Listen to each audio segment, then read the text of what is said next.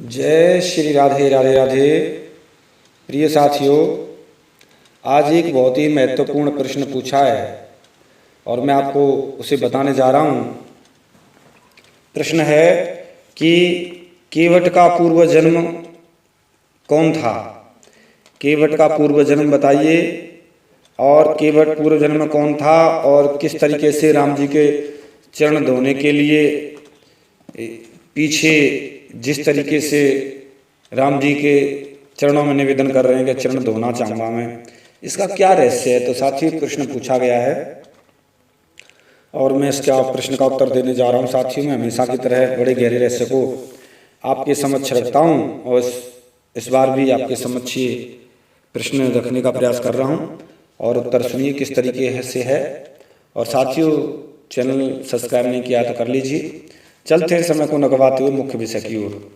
तो साथियों, यह केवट पूर्व जन्म में कौन था, इस संबंध में ऐसी कथा आती है कि श्री राम जी के अवतार से पूर्व जब एक दिन महाराज दशरथ जी द्वारा शब्दवेदी बाण से सिंधु मुनि का वध हो गया था। सिंधु मुनि का, श्रवण कुमार का, और उनके कारण से श्रवण कुमार का दुख सुनकर उनके माता पिता भी प्राण छोड़ दिए थे। ऐसे करके एक दूसरे को, तो श्रवण कुमार का वध हो गया था तो अंध मुनि और उनकी पत्नी ने पुत्र के शोक में अपने प्राण त्याग दिए थे। तीन ईश्वर भक्तों को प्राण के नाश के कारण अपने को समझकर दशरथ जी बड़े चिंतित और अशांत हो गए थे कि बड़ा दुख हुआ था, ये तो बड़ा अच्छा नहीं हुआ। उन्होंने अपने को अपराधी स्वीकार किया दशरथ जी ने, और उनकी मनस्थिति भी ऐसी हो गई थी कि वे अयोध्या वापस चले जाते। दशरथ जी असहाय वेदना से ग्रसित हो चुके थे। जब उन्हें कहीं भी शांति नहीं मिली थी तो वशिष्ठ जी के पास गए, जो उनके गुरु थे।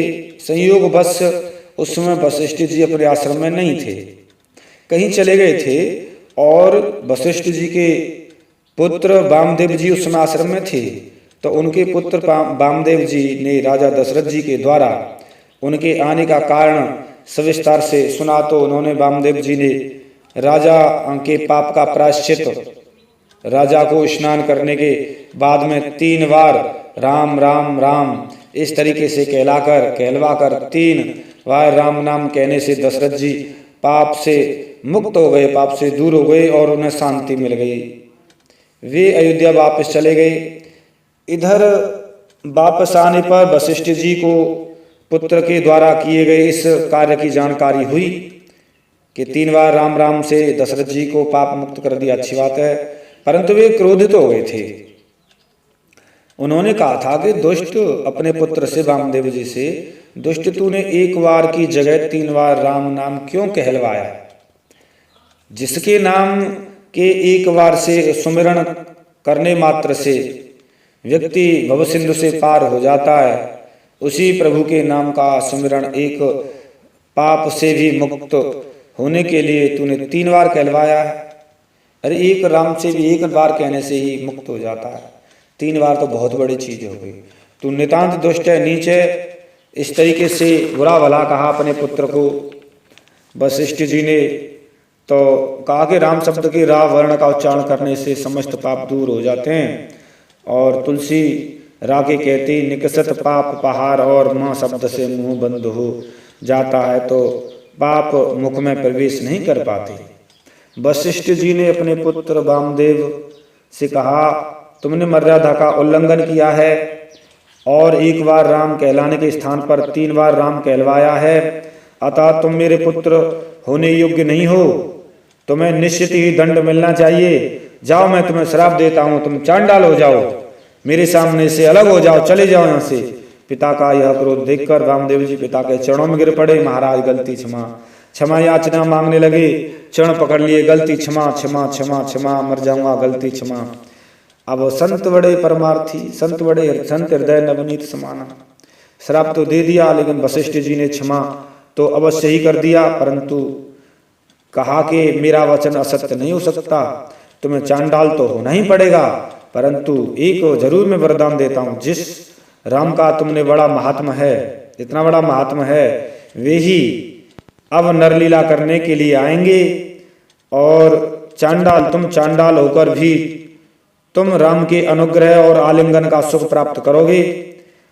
तुम उनके मित्र बनोगे राम जी के, और उनके चरणामृत का पान करके तुम्हारी मुक्ति होगी और तुम सब पाप से मुक्त हो जाओगे। इस तरीके से वामदेव जी जब अपने प्राण त्यागा तो गुह केवट के रूप में जन्म लिया और वशिष्ठ जी की बात सत्य सिद्ध हुई। तो वही वामदेव जी ने शरीर छोड़ दिया और यहाँ पर केवट के रूप में जन्म लिया था और केवट बने थे। तो साथियों, ये असली बात है कि केवट का पूर्व जन्म केवट जी वामदेव थे और केवट जी को वशिष्ठ जी का श्राप के तुम जाओ चांडाल होकर भी राम जी का आलिंगन करोगे, राम जी के मित्र बन जाओगे और राम जी के चरणामृत पान करने से तुम्हारी मुक्ति होगी और तुम मुक्त हो जाओगे, कल्याण हो जाएगा। इसीलिए राम जी के चरणों की मुक्ति, चरणों का धोमन पाने से और चरणामृत लेने से वामदेव जी मतलब केवट जी, पिछले जन्म में वामदेव थे केवट, इस जन्म में केवट हुए, मुक्त हो गए थे और वो अपने परिवार को भी मुक्त कर दिया था।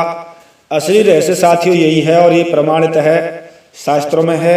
इसलिए साथियों मैंने केवट जी का पूर्व जन्म बताया और ये सही बात है, कई शास्त्रों से प्रमाणित है। कैसे है, क्या है, बाकी लोग कहते हैं वो ऐसा प्रमाण कहीं हमें मिलने को नहीं है, सुनने को तो बहुत मिला है, लेकिन ये शास्त्रोक्त प्रमाण है। साथियों, केवट जी का ये असली पूर्व जन्म हमने आपके समक्ष रखा और जरूर आप कमेंट करें, आपके प्रश्न का उत्तर दिया जाएगा। साथियों, मैं मिलता हूँ किसी एक विशेष गहरे रहस्य के साथ में, तब तक के लिए जय श्री राधे राधे राधे, जय श्री राधे।